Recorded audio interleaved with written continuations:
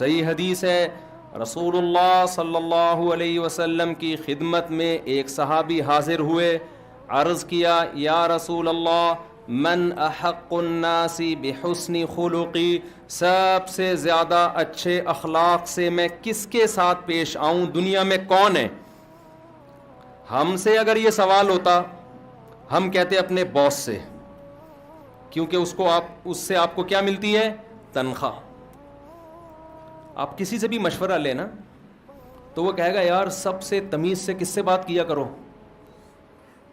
ابے بھائی بول لو نا، باس سے،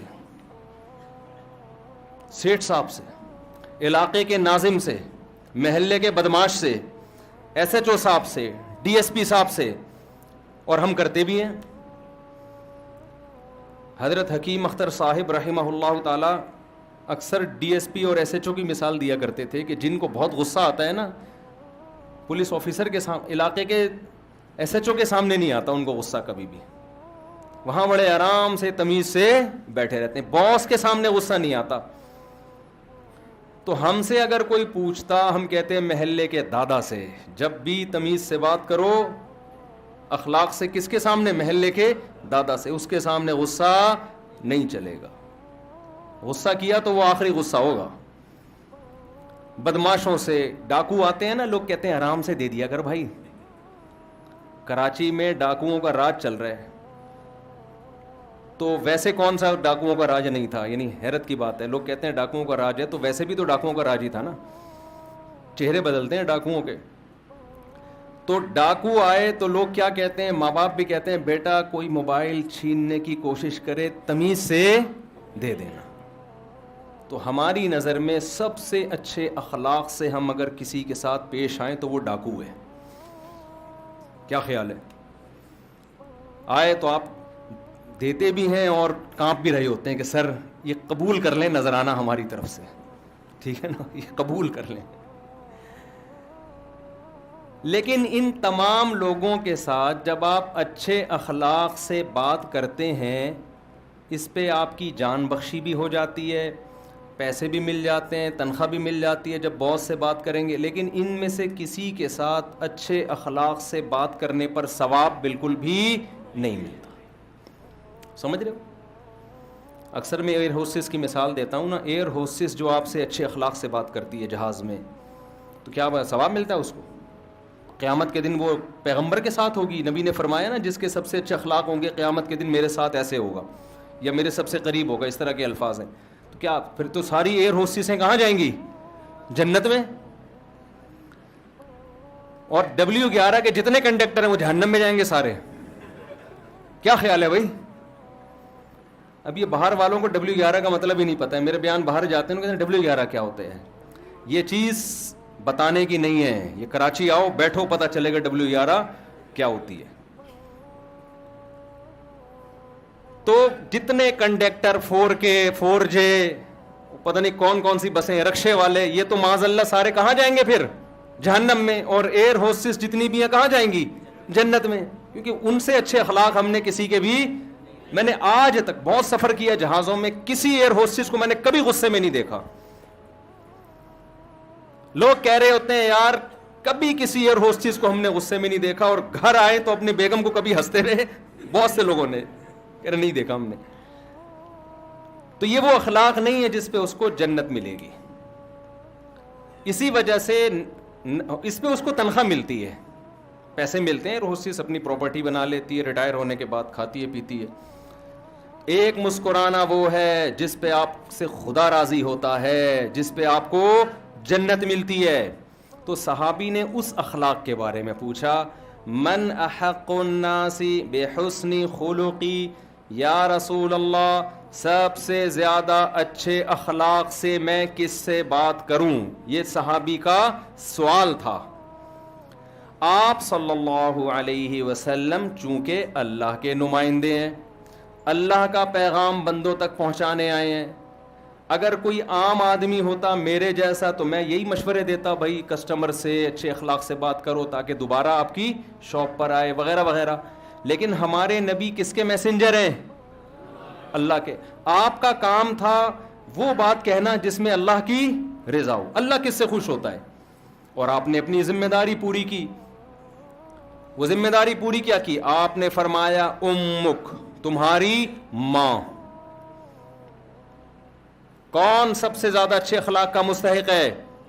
تمہاری ماں. صحابی نے عرض کیا یا رسول اللہ ثم من، ماں کے بعد کون ہے؟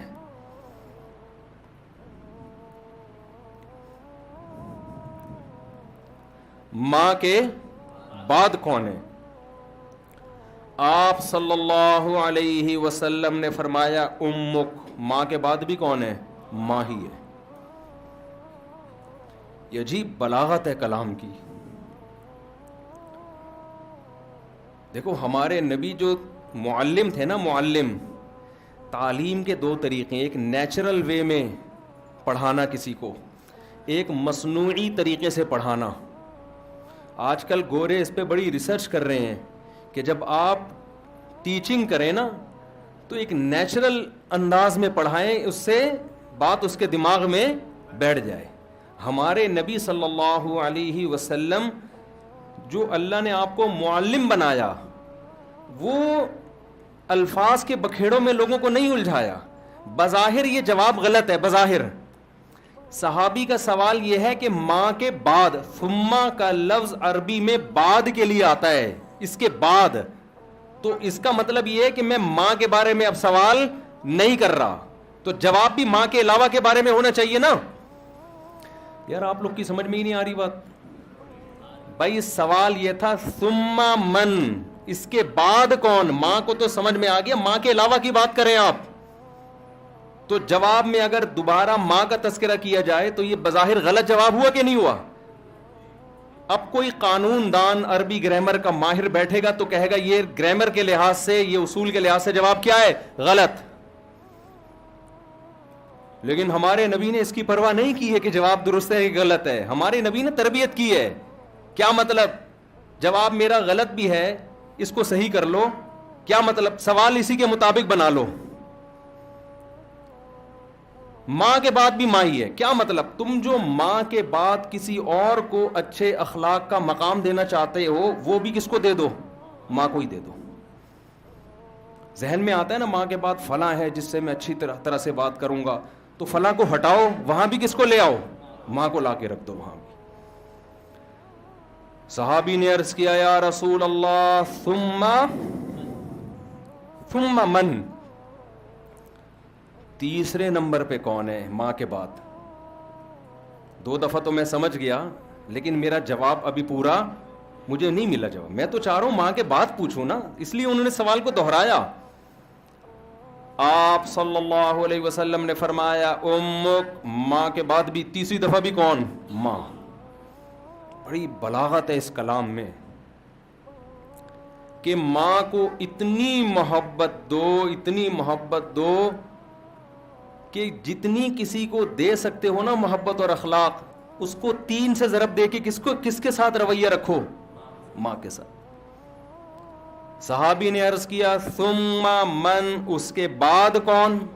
آپ نے فرمایا ابوک، تمہارے باپ. چوتھے نمبر پہ کس کو رکھو؟ باپ کو رکھو. میں اس کو اپنے الفاظ میں یوں سمجھاتا ہوں کہ جب ہم کسی سے بات کرتے ہیں نا تو بعض دفعہ جب ہم کلام کرتے ہیں تو اگلا کہتا ہے، معذلہ تھوڑی نامناسب سی مثال ہے، کیا کتے کھا کے آیا ہوا ہے؟ کیا کوے کھا کے آیا ہوا ہے؟ کہتے ہیں نا. کس طرح سے بات کر رہا ہے؟ پی کے آیا ہوا ہے، کہتے ہیں نا. بھائی کہتے ہیں نا تجھے بات کرنے کی تمیز نہیں ہے، بھائی کیا کھایا ہوا ہے تو نے؟ کہتے ہیں کہ نہیں کہتے؟ اور جب بہت میٹھے لہجے میں بات کرتے ہیں تو کیا کہتے ہیں؟ یار تو نے اپنے کلام میں مٹھاس ڈال دی ہے. تو حدیث کا مطلب یہ ہوا کہ جب ماں سے بات کرو نا تو اپنے کلام میں 3 چمچے چینی کے ملا دو. سمجھ رہے ہو؟ اتنا میٹھا کرو کہ 1 کپ کلام میں کتنے چمچے چینی کے؟ 3 چمچ چینی ڈالو. اور جب باپ سے بات کرو تو 1 چمچہ بھر کے ڈال دو چینی کا. میٹھا وہ بھی ہوگا، لیکن ماں سے جب کلام کر رہے ہو تو اس مٹھاس کو کس سے ضرب دے دو؟ 3 سے ضرب دے دو. آج نہ ابا سے تمیز سے بات ہو رہی ہے اور نہ اماں سے. تمیز سے بات ہو رہی ہے گرل فرینڈ سے, اس سے ایسی تمیز سے وہ روٹھ جائے گی تو ناراض ہو جائے گی, تو اس کو منانے کی فکر میں لگے ہوئے ہیں. بیوی کو بھی منا لیتے ہیں کیونکہ اس سے بھی اپنے مفاد ہیں, دوست کو منا لیتے ہیں, لیکن ماں باپ کی فکر نہیں ہے. تو خیر میں جلدی سے اصل موضوع کی طرف آتا ہوں, یہ تو درمیان میں بات آ گئی.